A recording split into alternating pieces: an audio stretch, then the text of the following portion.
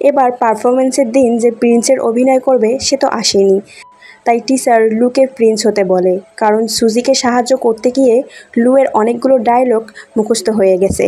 এতে লুও রাজি হয়ে যায়। এরপর তারা অনেক ভালোভাবে তাদের ড্রামাটা শেষ করে।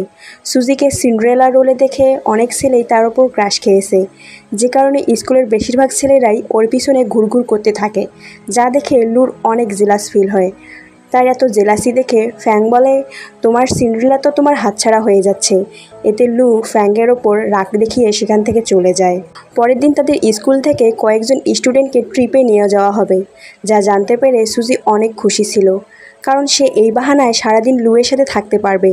পরের দিন লু, গুয়াং আর তাদের কিছু বন্ধুরা ট্রেনে সুজি আর জিয়াংয়ের জন্য অপেক্ষা করছিল, কিন্তু অনেকটা সময় পেরিয়ে যাওয়ার পরেও তারা না এলে ট্রেন ছেড়ে দেয়। এতে লুয়ের সুজির জন্য খারাপ লাগে। অন্যদিকে দেখা যায় তারা দুজন রাত জেগে পড়ার কারণে এখনও ঘুমোচ্ছে।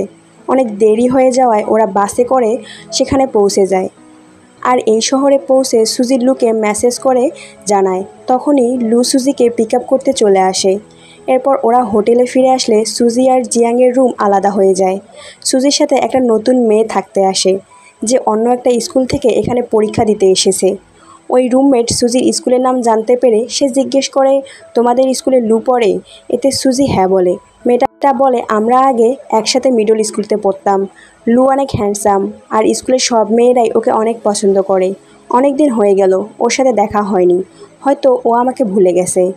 যদিও এখানে পরীক্ষা দিতে এসে ওর সাথে আমার আবার দেখা হয়ে যাবে। মেয়েটার এসব কথা শুনে সুজির একটু খারাপ লাগে।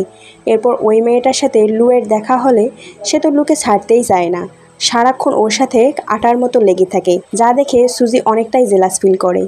এরপর পরীক্ষা শেষে সবাই ওই শহরে ঘুরতে যায়, যেখানে মেয়েটা লুয়ের সঙ্গেই ছিল।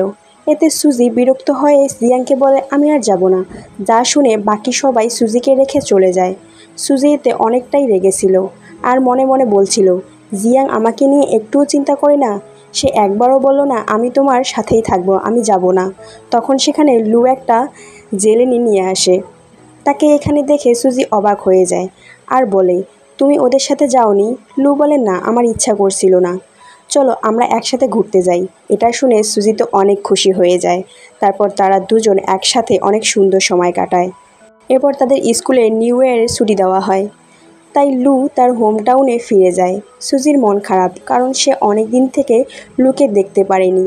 রাতে খাবার খাওয়ার সময় সুজির বাবা বলে, কয়েকদিন পর সুজির দাদির জন্মদিন, এজন্য তারা গ্রামের বাড়িতে যাবে। প্রথমে সুজি যেতে রাজি হচ্ছিল না, তবে পরে যখন সে জায়গার নাম জানতে পারে তখন সে রাজি হয়ে যায়। আসলে সুজির দাদির বাড়ি আর লুয়ের বাড়ি একই গ্রামে ছিল। এরপর সুজি তার রুমে গিয়ে লুকে ফোন করে বলে, আমি তাড়াতাড়ি তোমার হোম টাউনে আসছি। যে কথাটা শুনে লু একটু অবাক হলেও পরে সুজি আসছে জেনে সেও অনেকটা খুশি হয়। পরের দিন সুজি তার মা বাবার সাথে তার দাদির বাড়িতে চলে আসে।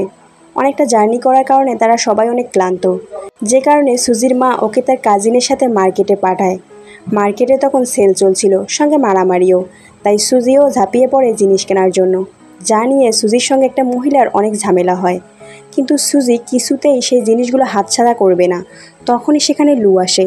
তাকে দেখে সুজি অবাক হয়ে যায়, যদিও সুজির কাছে বিষয়টা অনেক লজ্জাজনক হয়েছিল, কারণ লু তাকে এমন বাজে অবস্থায় দেখে ফেলেছে। এরপর ফেরার সময় সুজি লুকে তার বাড়িতে আসতে বলে, যদিও লু প্রথমে রাজি হয় না, কিন্তু পরে রাজি হয়ে যায়। পরে সুজির বাবা যখন ওকে একটা ছেলের সঙ্গে আসতে দেখে, তখন তার বাবা লাঠি নিয়ে লুয়ের পরিচয় জানতে এসে লু নিজের পরিচয় দিলে সুজির মা বলে, তুমি লু, যে সুজিকে ম্যাথ আর ফিজিক্স পড়তে হেল্প করতে, তাই না? লু হ্যাঁ বললে সুজির মা লুয়ের অনেক খাতির যত্ন করে। এরপর নিউ ইয়ারের দিন সবাই একে অপরকে হ্যাপি নিউ ইয়ারের উইশ করে।